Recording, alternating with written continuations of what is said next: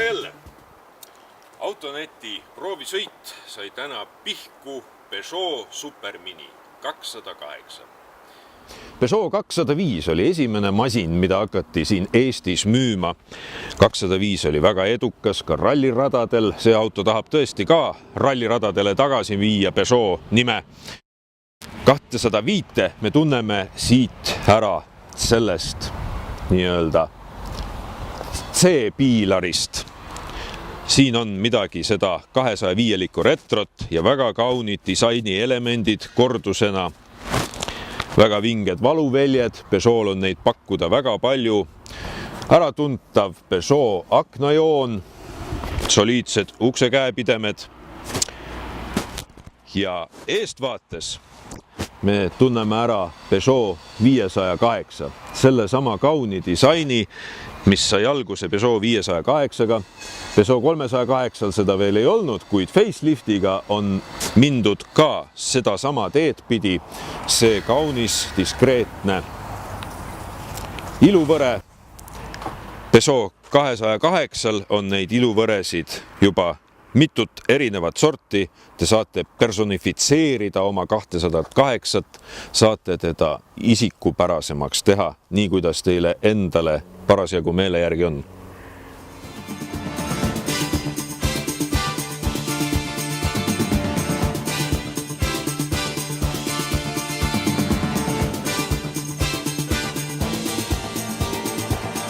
Peugeot 200 lugu saab alguse tegelikult juba enne sõda, enne viimast suurt maailmasõda, kui sai alguse Peugeot mudeli jaotusnumbrite järgi, kus keskel on 0, 201, 202, 203.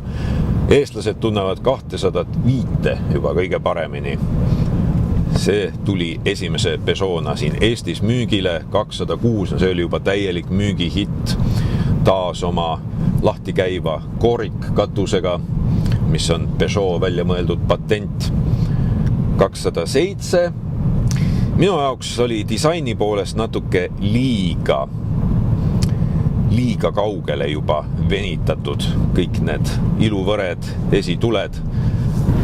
Ma tõesti nautisin seda disaini juba 508 puhul ja nüüd on see disain näha ka 208 ehk Peugeot Supermini juures ja kõik see soliidsus, diskreetsus kordub, jätkub ka salongis. Ka salong on äärmiselt nauditav, soliidne ja samas väga juhisõbralik. Näidikute paneel, kiiruskellad, tahomeeter, kõik on tõstetud väga kõrgele, nagu oleks tegu head-up displayga. Ma ei pea väga palju oma pilku teelt alla tooma ja ta on toodud nii palju kõrgele, et ta ei jää rooli taha.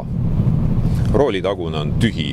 Kõik näidikud on siin üleval kitsa ribana, samas on see väga sportautolik, nagu võidusõidu autolt pärit. Keskkonsoolis on tohutult suur puutetundlik ekraan. Samas on see ekraan sellise nurga all, et kui meil on siin panoraam klaaskatus, siis mingi nurga alt see peegeldab nii, et ma ei näe mitte midagi, et tekib tahtmine seda ekraani enda poole pöörata. Rool on aeglasel liikumisel, hästi kerge, vedel. See ongi mõnus aeglasel kiirusel manööverdamiseks, ringi pööramiseks kas või koha peal, aga suuremal kiirusel muutub jäigemaks ja väga täpseks, nii et kurvilisel teel on väga mõnus, väga sportlik kurve lõigata. Selline põnev riistapuu on siis Peugeot 208. Kohtume järgmises saates ja seniks liigelge ikka turvaliselt.